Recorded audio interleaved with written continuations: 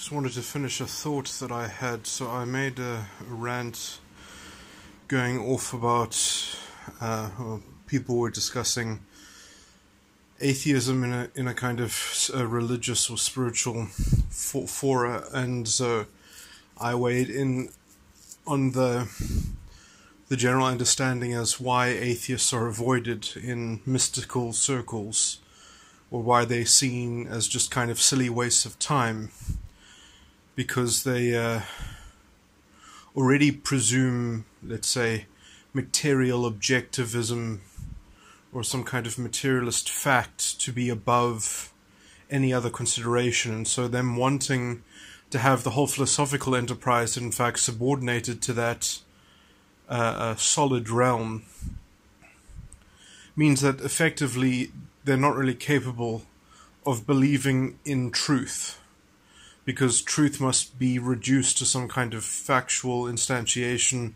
of a physical determinism, basically. And so the truth in their context must be subordinate to something material.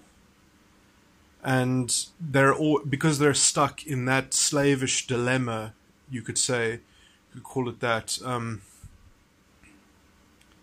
they can't but be silly, basically, because they will just basically tear everything apart to the point at which,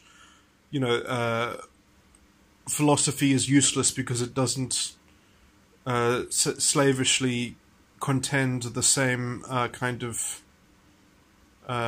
concrete certainty, And so because they want something to be that concrete, and the truth, of course, the truth can only ever be a spirit, which translated is like saying that because a spirit is something that is like a purpose. It's like a direction or a heading. And the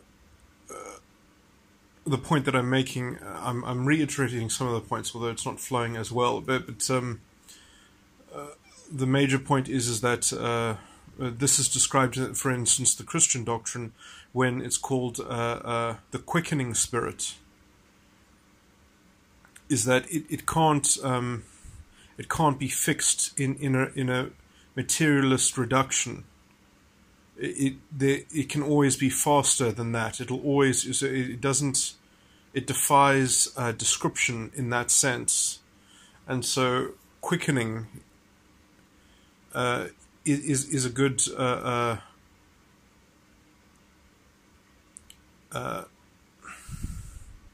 analogy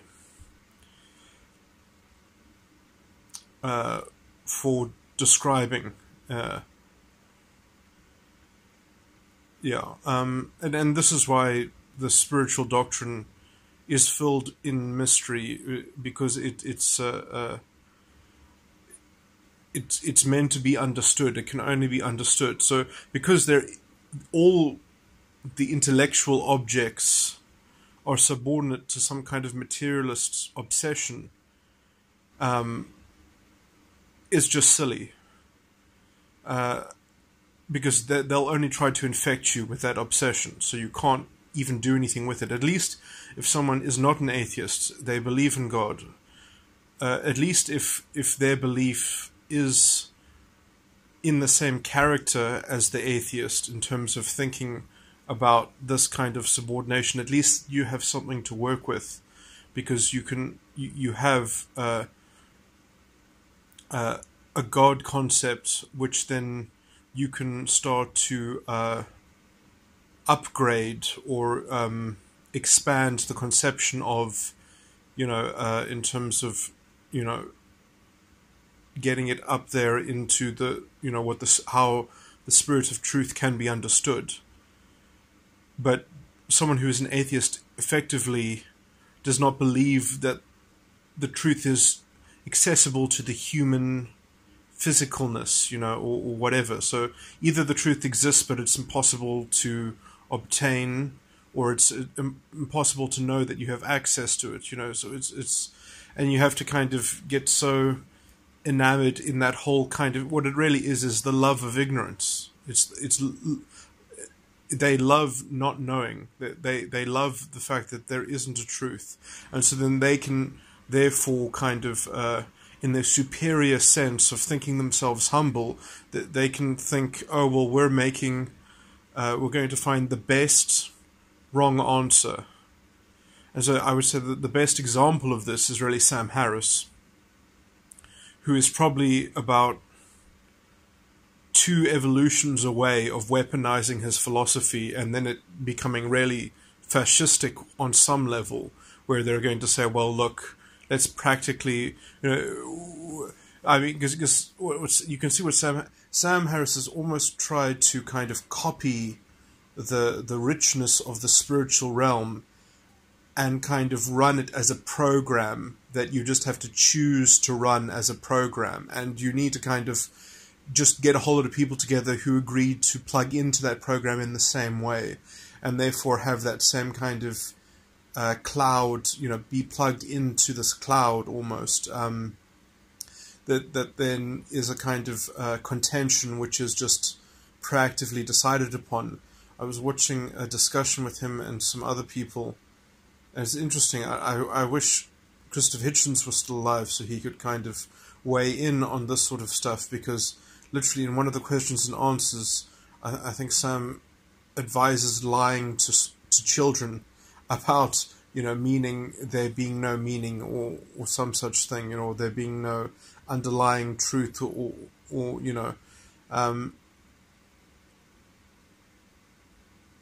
it's this kind of you see, to me, this is the fake humility, where it's they don't understand that it's so much better, it's so much more coherent to actually contend an actual understanding, rather than contending, oh well, this is our best wrong answer, which can never be wrong, because then we'll beat you over the head with our dilemma. Because we have to have complete certainty. We have to, because this not knowing is much better than having to contend an idea that you do know, that you can know. And so it's sad, because that kind of puts quite a ceiling on what you can do with these people, which is why I would say you can't even, on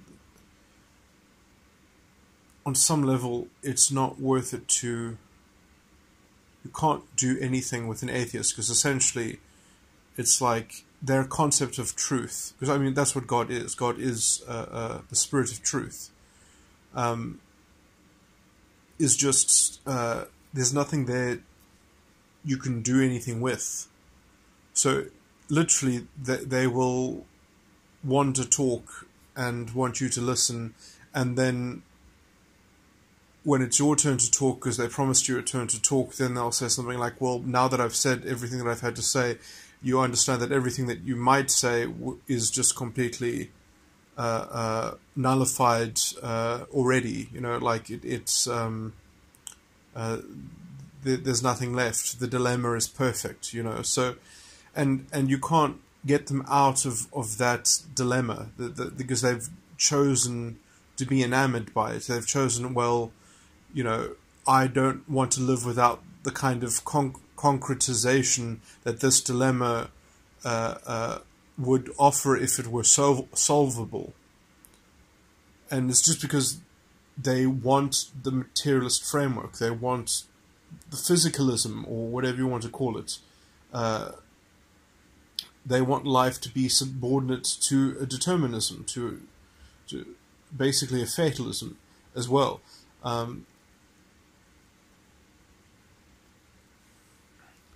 And it's just not in their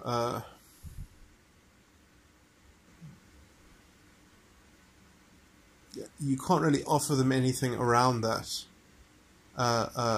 because it's a kind of it's a lack of hope. I even brought this up.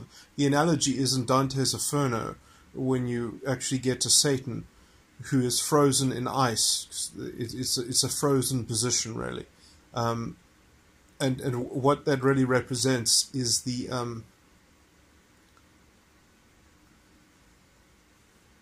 atrophied death, or the undead state of atrophy in the abdication of hope. It is not wishing to contend a hope, and so and hope requires there to be. It's not hope unless it's in adversity. So you have to contend something that is capable of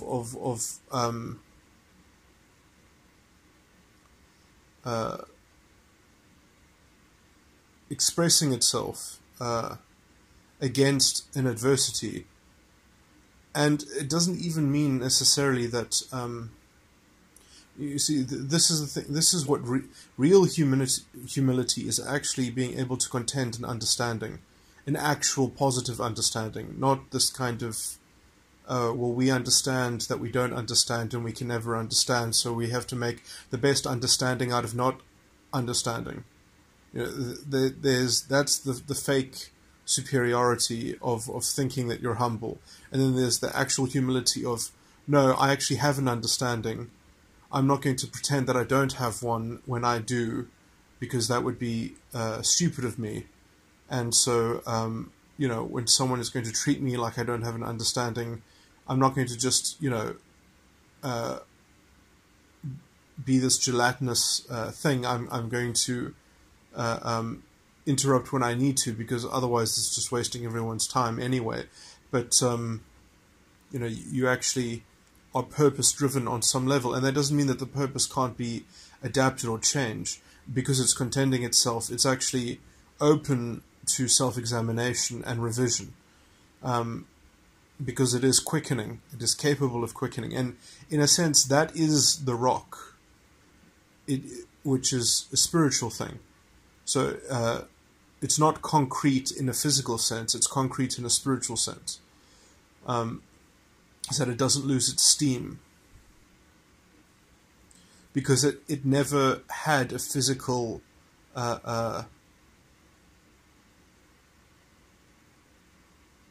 vestige that it was attached to, or there's no temporal object which it's invested in.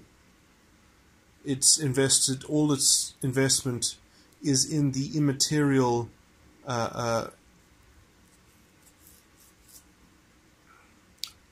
love of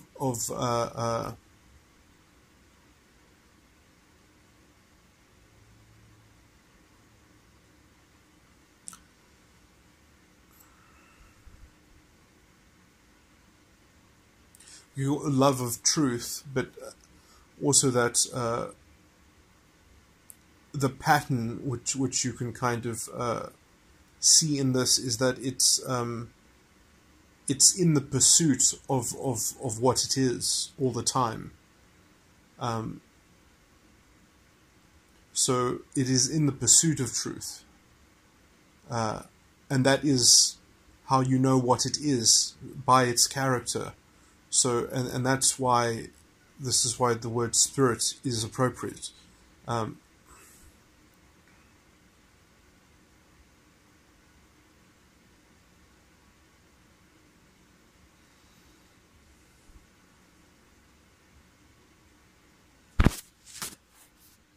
Yeah, so the worst thing about an atheist is that they're incapable. They have actually, from the outset, from their framework, they are incapable of discerning spirits. They are incapable of seeing the nature of different pursuits and the nature of, whatever. It's all much of a muchness, and they are kind of just tracking between these things some level of is it non sequitur or something like that. The only measure they have against life is a kind of a growing negative measure of, it's like the scientific method itself. It's some form of falsification. It's like, well, in my experience, I've worked out that these things are likely to come up with problems. And so I can kind of negatively select out these things. But the criteria to which they're tracking these things, it's useless. It will actually...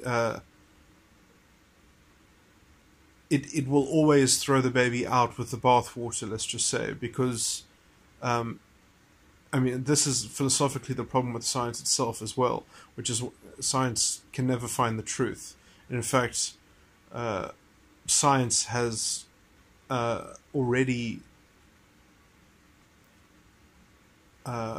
uncovered its own undoing, really, in the quantum realm.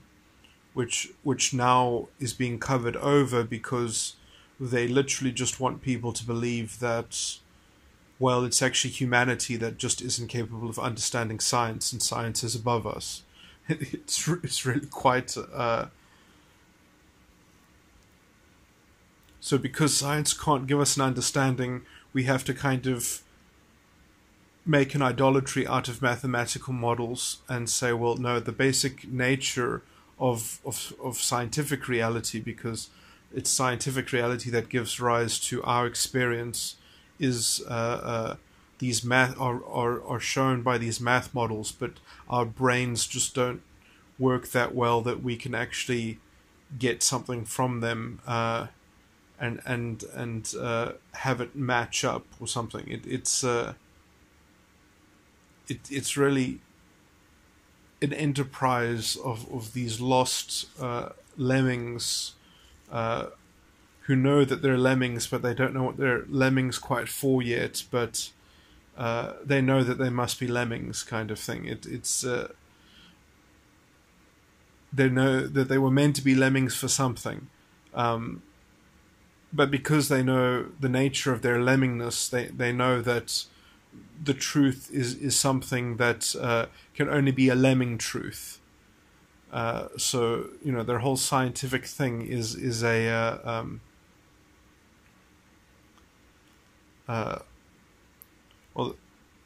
whole intellectual obsession or intellectual angle or slant is just incredibly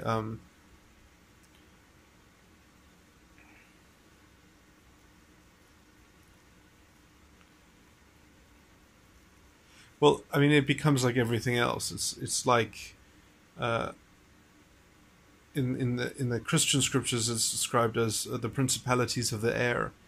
It becomes like a cult, and you either belong or you don't belong. And if you don't belong, you just get mocked or ridiculed.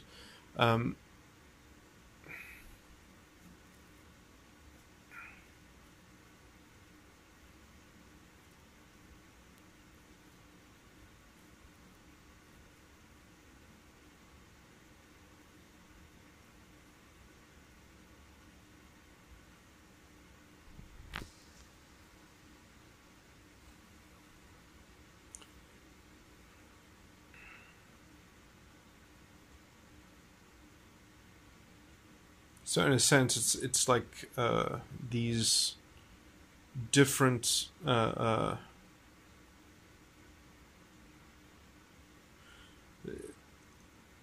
these intellects, these atheists who think that the best we can do is kind of refine our occultism,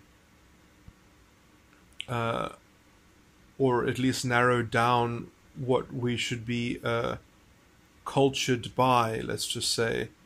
But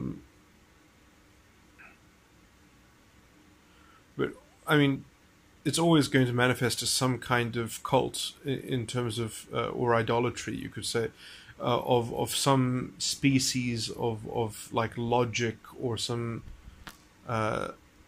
dogmatic parameter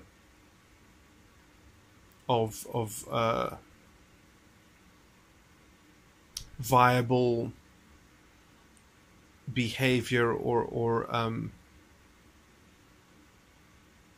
contemplative planning or momentary interest, you know. So it's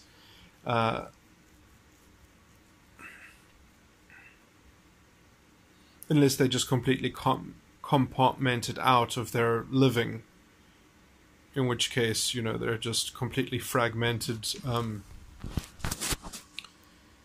psyches, you know.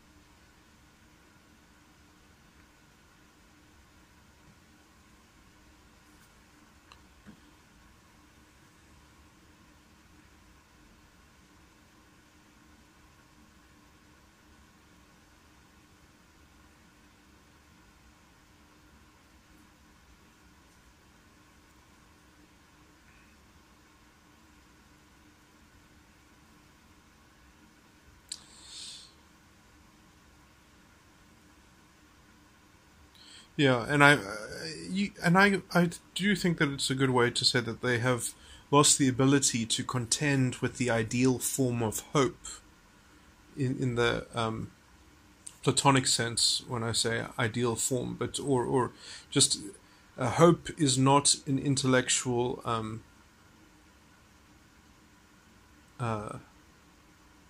facility. They have degraded the intellect into a kind of very operational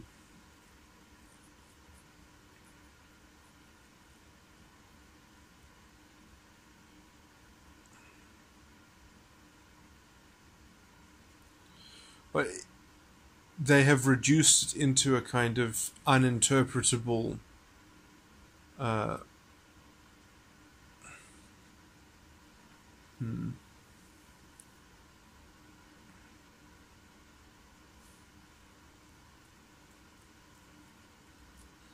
I mean, the intellect for them is just it's kind of neutered in some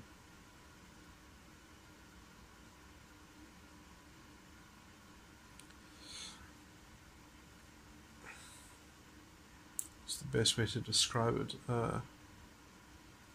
It's very hard to find a way to describe it because it is effectively dead, because you can't remove a linchpin from what is essentially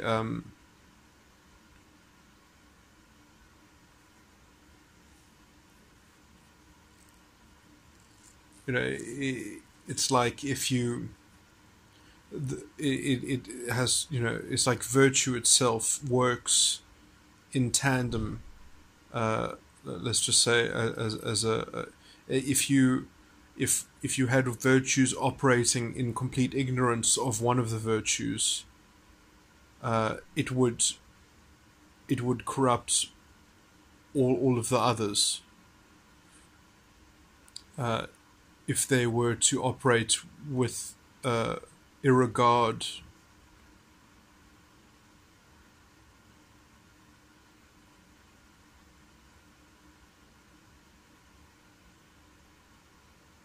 It would be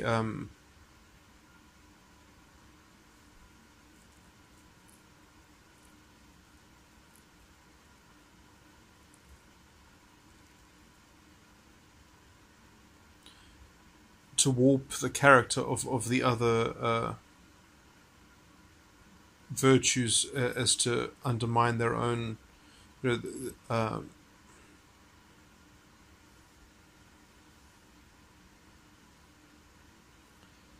let me think of a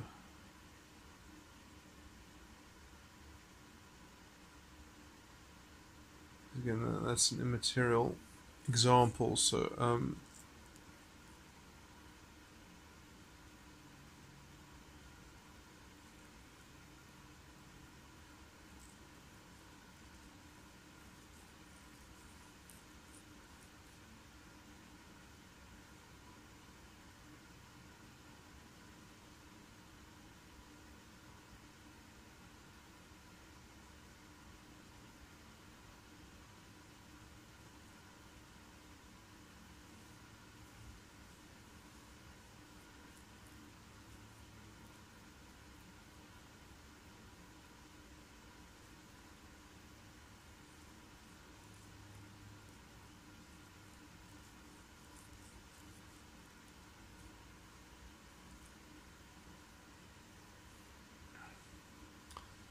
So we can come at this completely from a different angle, is that in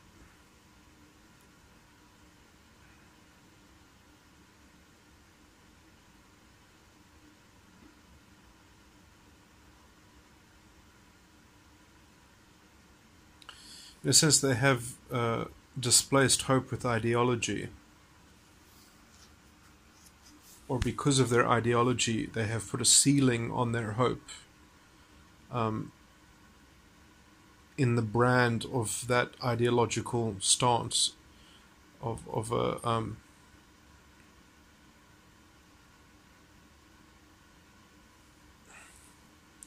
in keeping with whatever skepticism, however that skepticism is framed, whatever the operative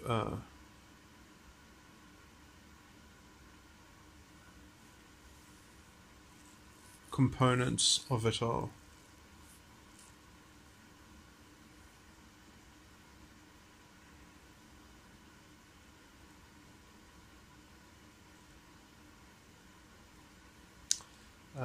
What's the point? The point of this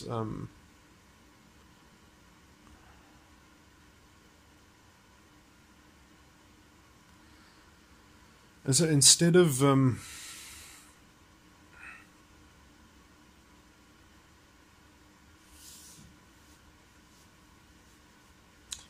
having an understanding,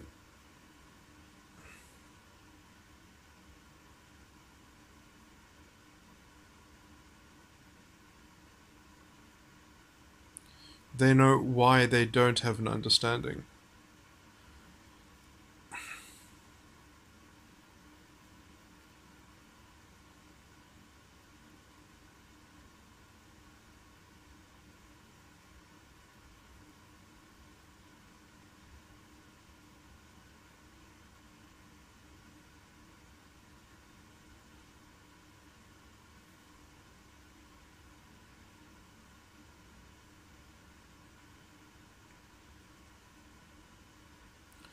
And there's no way to test that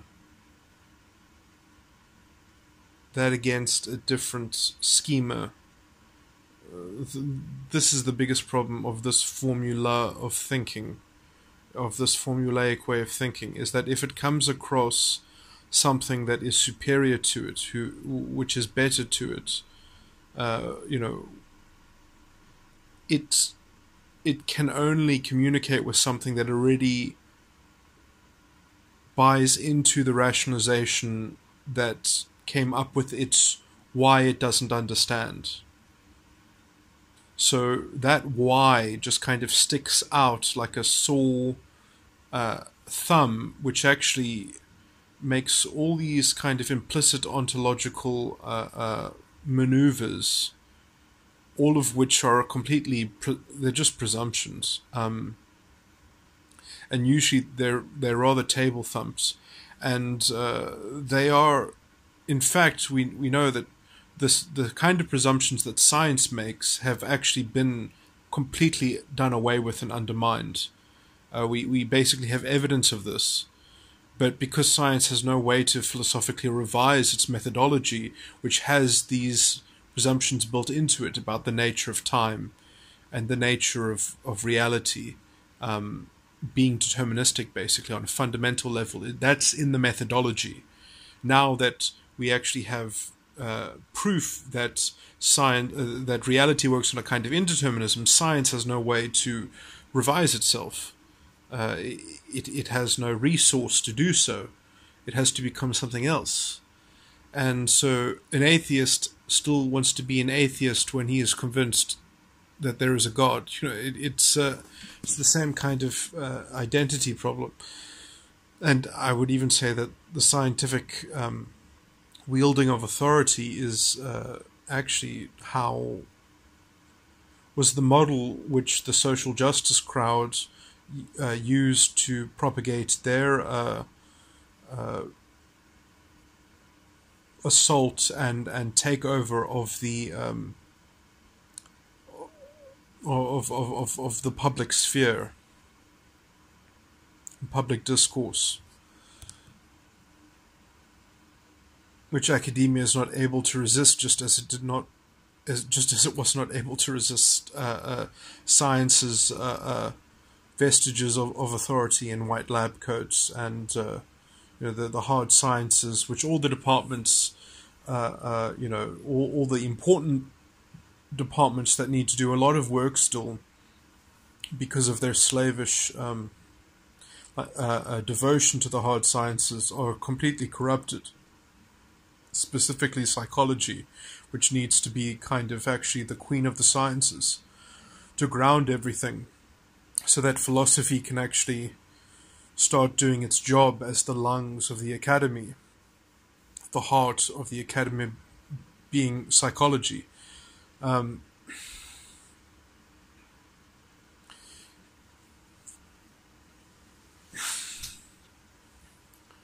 Anyway, okay, I guess that's